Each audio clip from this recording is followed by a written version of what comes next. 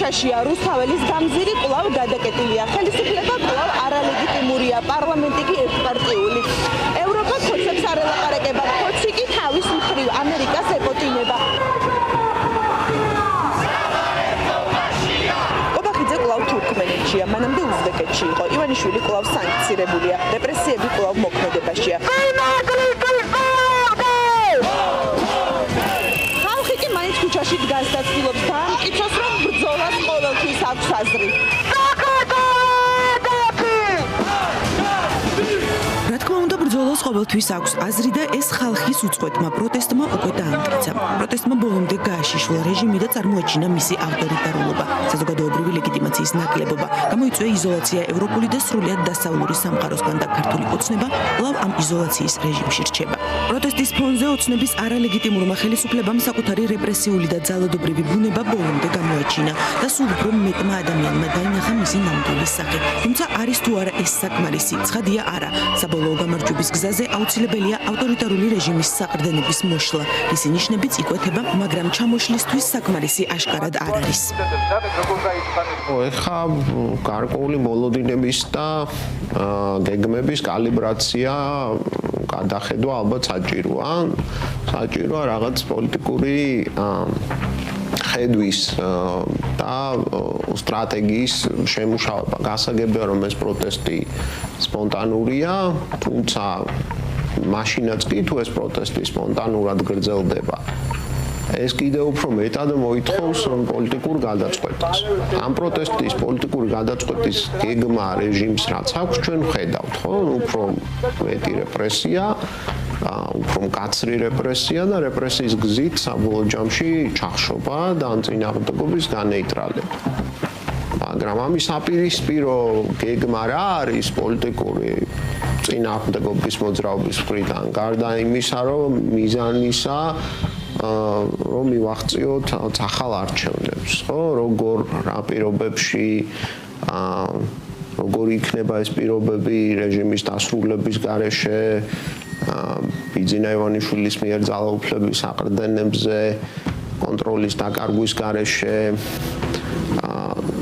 აქ ყველაფრამდე როგორ მივდივართ, მათ შორის რა როლი აქვს ამაში, იმ ქუჩაში წინააღმდეგობას, რაც გრძელდება, რა როლი აქვს იმ სვერპლს, რომელსაც ადამიანები ყოველდღურად იღებენ. ამ ყველაფერზე პასუხი ეხა თუ არა, ხო? სწრაფად ადამიანებს დასჭირდებათ, ხო? აუცილებელი არის, შეუძლებელია, რომ განგრძობადად იყო რაღაც პროცესში, ისე რომ არ კონდეს წარმოდგენილი კაფიოდ თუ როგორ აღწევ მიზანს. რეჟიმი რომ ყველა შესაძლებლობის თუ რესურსის მოსპობას ცდილობს, ეს გასაკვირი არ არის. თავისუფალი სივრცის, ფინანსების, ინფრასტრუქტურის, ადამიანური რესურსის ებრძვის ყველაფერს, რაც შეიძლება წინააღმდეგობას აძლიერებდეს. რაც დრო გადის, რეჟიმის საკუთარ მეთოდებს კიდევ უფრო ძალადობრებს და რეპრესიულს ხდის. შესაბამისად, მხოლოდ პროტესტი, თუნდაც უწყვეტი და ძლიერი, საკმარისი არ არის და ვერ იქნება. პროცესში პოლიტიკური მდგენელის შემოტანა მნიშვნელოვანია, მით უმეტეს თვითმმართველობის მოახლოებული არჩევნების ფონზე. ფაქტია, რომ რაღაცნაირად განზე არიან პარტიები, რომ ინდივიდუალურად შეიძლება პარტიის ლიდერები თუ წარმომადგენლები მონაწილეობენ პროტესტში, მაგრამ პარტიების ადგილი სად არის, ეს სრულიად გაურკვეველია, ის მათ ისინი ვერ ჩამოყალიბდნენ იმაზე, რა უნდა გააკეთონ და ეს არის რეალობა. ეს არის ვითარება და ძალიან ცუდი ვითარებაა, რა თქმა უნდა, იმიტომ რომ გასაგებია რომ არის პროტესტი, პროტესტი ეს არის ნეგატიური ქმედება და რაღაც პოლიტიკური მდგენელი უნდა იყოს და ხალხს უნდა კონდეს კაფიო, მეტნაკლებად კაფიო წარმოდგენა იმაზე, რა არის ალტერნატივა ამ ხელისუფლების. და პარტიები რაღაცას სასარგებლოს აკეთებენ უფრო საერთაშორისო ასპარეზზე, ასე ვთქვათ, ანუ იმისთვის რომ შენარჩუნდეს საერთაშორისო მხარდაჭერა ქართული საზოგადოების მიმართ, მაგრამ თვითონ შიგნით მაინც და მაინც არ ჩანან. რეჟიმის პროპაგანდა ახლა ყურადღების გადატანას თვითმმართველობის არჩევნებზე ცდილობს. ამით უნდა დაამტკიცოს, რომ ყველაფერი ვიგზია, რომ ცხოვრება ჩვეულ რიტმში მიდის. ქუჩაში ყოველდღიურად შეკრებილი 1000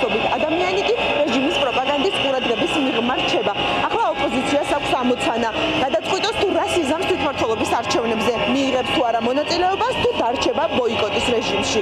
ამ თემასთან დაკავშირებით ჯერჯერობით მკაფიო და ჩამოყალიბებული პასუხი არ არსებობს. საკითხავია ისიც, იქნება თუ არა პროდასავლური ოპოზიციური სპექტრი ერთიანი ამ გადაწყვეტილებაში, თუ იქნებიან ისეთებიც, რომლებიც საერთო გადაწყვეტილებისაგან განსხვავებულ პოზიციას დაიჭერენ. ისიც საკითხავია, აქვს თუ არა ოპოზიციას უკეთესი ვარიანტი ამ დილემაში. Ну, მათ ასარჩევი აქვს ორ ძალიან ცუდ ვარიანტს შორის, ერთი ძალიან ცუდი ვარიანტია არჩევნებში მონაწილეობა, მეორე ძალიან ცუდი ვარიანტია არჩევნების ბოიკოტი, ხო?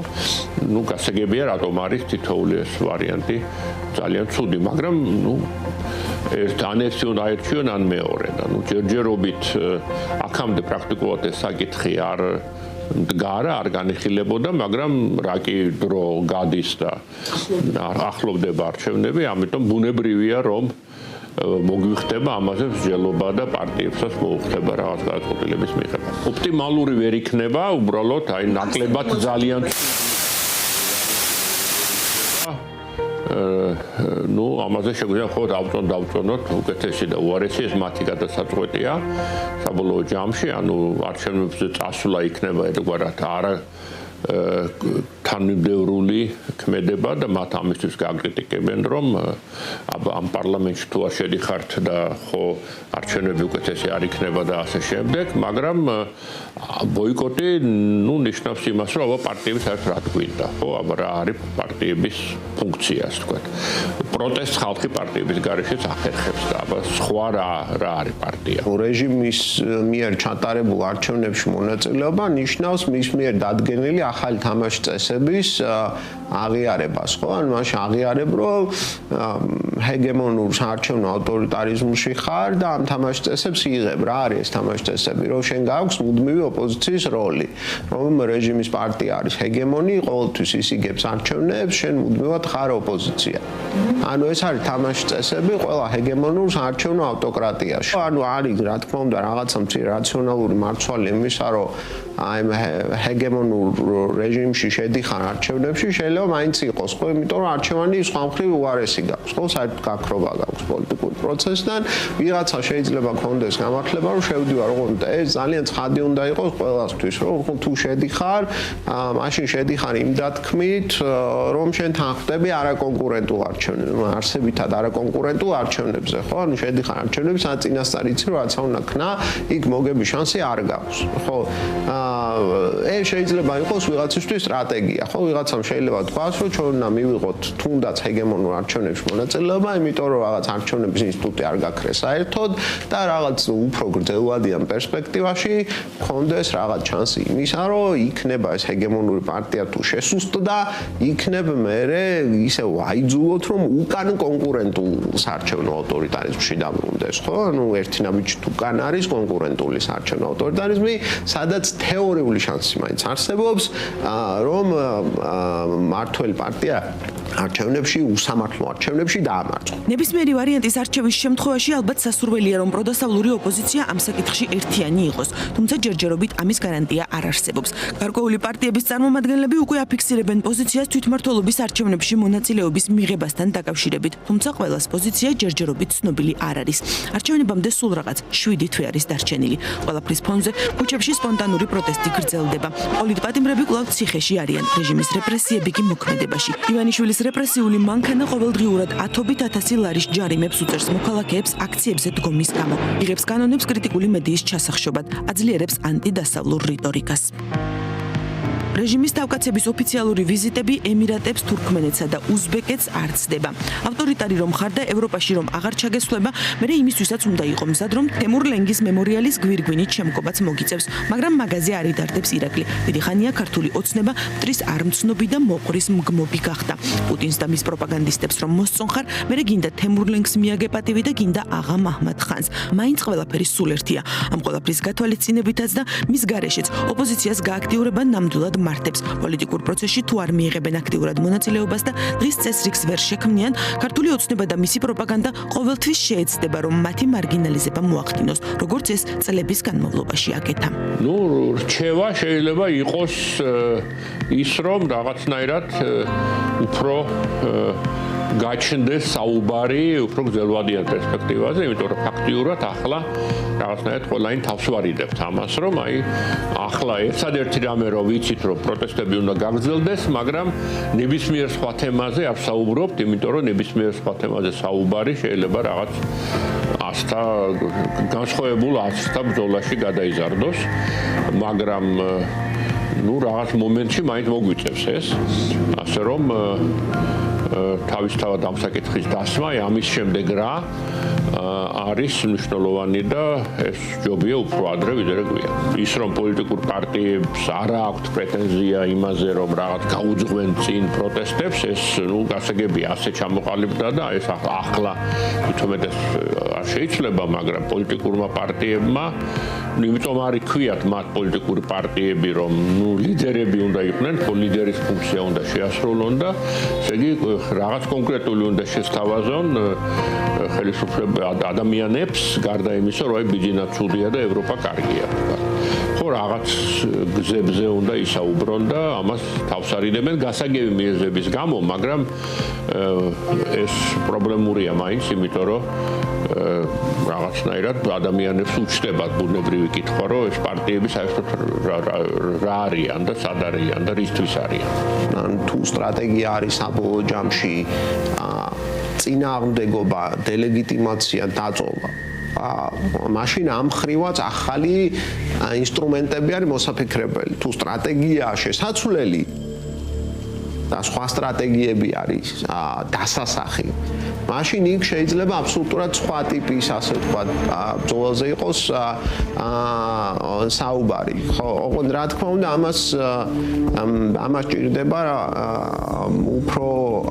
უფრო ფართო განხილვა, ხო, რომლის რაღაცნაირი ინფრასტრუქტურა ჯერ კიდევ არის, ანამ ის არ გამქრალა, ხო, ხედავთ კონკრეტულად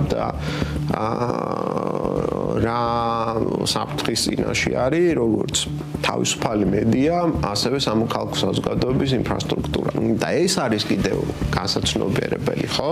ანუ აქ მათ შორის შიგნით წინააღმდეგობის დაგეგმვისას, რომ რა შეიძლება იყოს ალტერნატიული შესაძლებლობები იმისა, რომ ეს ინფრასტრუქტურა გადაარჩინო, იმიტომ რომ ეგ ინფრასტრუქტურაც თუ გაქრა, ხო, სამოქალაქო ორგანიზაციების სახით, თავისუფალი მედიის სახით და ასე შემდეგ, მაშინ რა ვიცი, ძალიან რთული გახდება უბრალოდ რაიმე ტიპის წინააღმდეგობის რეალურ ორგანიზებაზე საუბარი. ცხადია, პროცესზე გავლენას ახდენს მიმდინარე გლობალური მოვლენებიც. ამერიკის შეერთებული შტატების არჩევნებს ოცნების დავკაცები ახლა სათავისოდ აანალიზებენ. სულტყუილად, მაგრამ პროპაგანდის საწვავისთვის ზოგიერთი განცხადება მაინც გამოდგება. გარდა ამისა, ადგილობრივი მწვავე თემებიდან ყურადღების გადასატანადაც კარგი თემა გამოდგა დონალდ ტრამპის მიერ რუსეთ-უკრაინის ომთან მიმართებაში გაჟღერებული განცხადებები თუ განხორციელებული ქმედებები. თუმცა ყველაფერი არც ისეთ ცხადი და პროგნოზირებადია, როგორც ამას ქოცია იდენტიფიცირებს. მიმდინარე გლობალურმა პროცესებმა და უკრაინასთან მიმართებით პროცესებმა ასევე მნიშვნელოვანი შოკი შემოიტანა ამ პროცესში. იქ გაურკვევლობის და განუსაზღვრელობის გაზრდამ კიდევ უფრო გაზარდა ადგილზე, რა თქმა უნდა, განუსაზღვრელობა. იმის გათვალისწინებით, რომ ჩვენ უკვე ისეთ წერტილში მოვედით, სადაც ძალიან დამოკიდებული გავხდით გარე ჩვენგან დამოუკიდებელ მიზეზებზე და ხო შესაძლოა გაიზარდა წტუნება მათ შორის საზოგადოებრივ დისკუსიებშიც ადამიანები უფრო მეც ლაპარაკობენ უკრაინაზე, შეერთებულ შტატებზე, ვიდრე ჩვენ შიგნით მიმდინარე პროცესზე. ანუ ისევ საუბრობენ უფრო მეც იმ ფაქტორებზე, რომელიც ჩვენი გავლენის მიღმაა, ვიდრე იმ პროცესზე და იმ ფაქტორებზე, რომელიც ჯერ კიდევ ნომინალურად მაინც ჩვენი გავლენის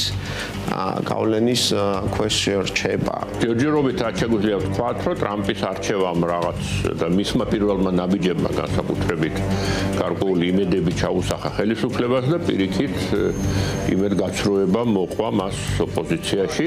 გასაგებია, რომ ეს ეხება უკრაინის და რუსეთის საკითხს, ამ საკითხზე ტრამპის პოზიციებს, მაგრამ გასაგებია, რომ ჩვენი საკითხი ბმაშია მასთან, თუმცა ტრამპ საქართველოს არ უხსენებია და არანაირი ინტერესი არ გამოუჩენია.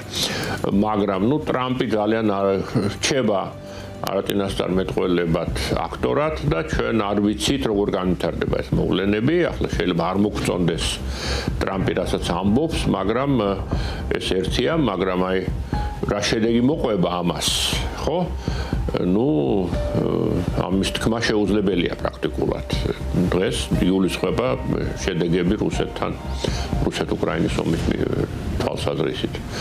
და ჩვენ აქედან გამომდინარე შეიძლება რაღაც ემოციური დამოკიდებულება გქონდეს და ბუნებრივია რო გვაქვს, მაგრამ უშუალოდ ეს არ გვეხება.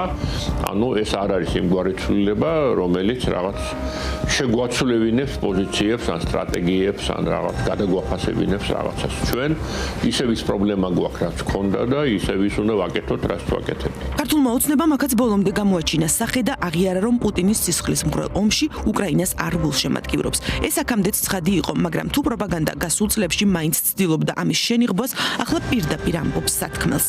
უკრაინის დამარცხება არის ჩვენი გამარჯვება. რეჟიმის პროპაგანდისტის პირით აქ სინამდვილეში ივანიშვილი მეტყველებს, რუსი ივანიშვილი, რომელმაც ვერა და ვერ გადატეხა ხალხის ნება და ამ დრომდე ვერ ახერხებს ამ ქვეყნის ბოლომდე რუსეთისთვის ჩაბარებას. ვერც მოახერხებს, სანამ არსებობენ ადამიანები, რომლებსაც ეს ქვეყანა უყვართ, სანამ არსებობენ ადამიანები, რომლებსაც ვერ იყიდის, ვერ დაიმონებს, კოლექტიურ ყობახიძეებად ვერ აქცევს, სანამ ქუჩაში ვდგავართ, სანამ სათქმელს ხმამაღლა ვამბობთ და ასეთი ამ ქვეყანაში ძალიან ბევრია და არათუ ბევრია, ასეთია ამ ქვეყნის მოქალაქეების უმრავლესობა.